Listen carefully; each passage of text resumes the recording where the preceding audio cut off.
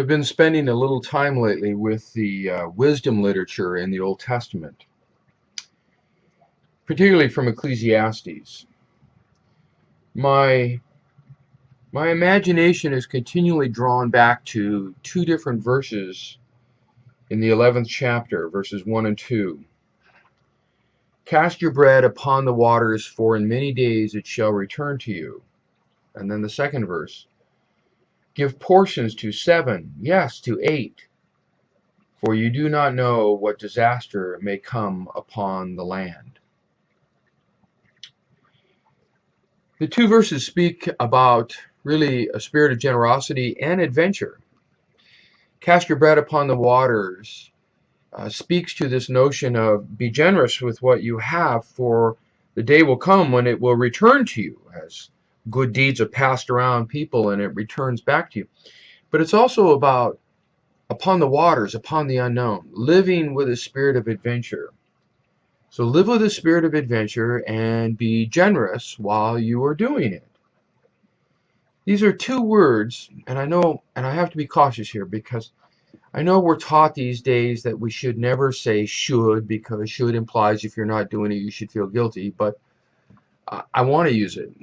I think that there's anything that Christians should be, we should be adventurous because we know how this is going to turn out. So the things that would make some people afraid of would not make us fearful.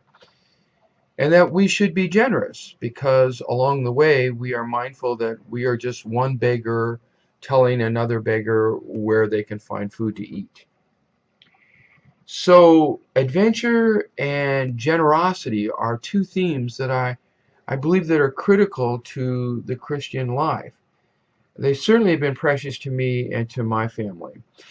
And this is in the light of knowing that in the last couple of years I have buried my own parents, and that's made me pause and think about my own life. And specifically, it gives me reason to pause over when I think about sitting with all the other families that I've been blessed to over these almost 40 years planning for funerals, planning, helping them, assisting them, and saying goodbye to their loved ones.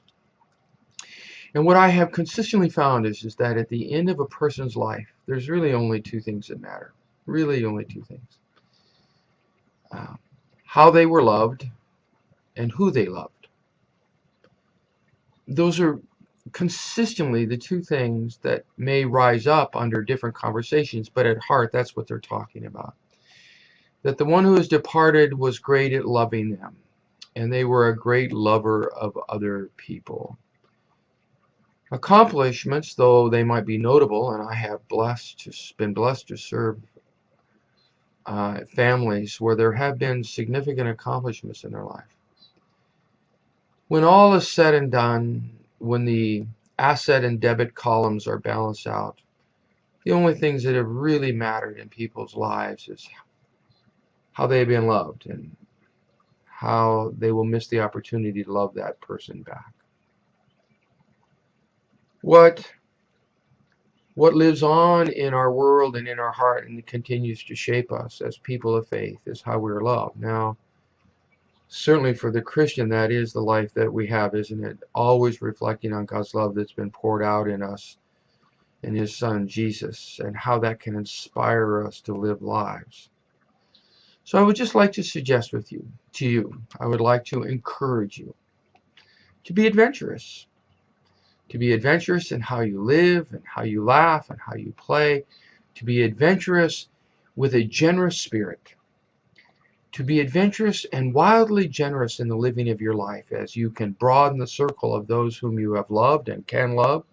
And sometimes that will mean, as Christians, people who annoy us and trouble us and maybe vex our spirit. But ultimately, we are only empowered to not seek ill of them by how we are able to love them.